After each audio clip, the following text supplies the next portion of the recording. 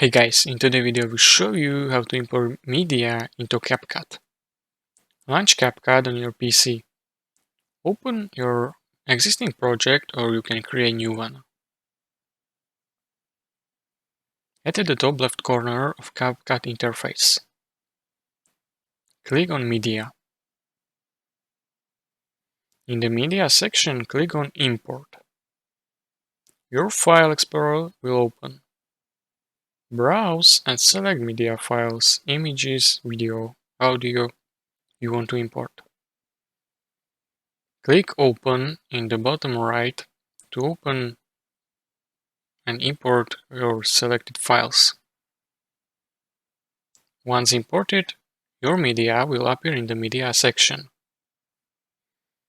Click on the plus button next to Media file to add it to your timeline. Or alternatively, you can click and drag the media file directly onto your timeline.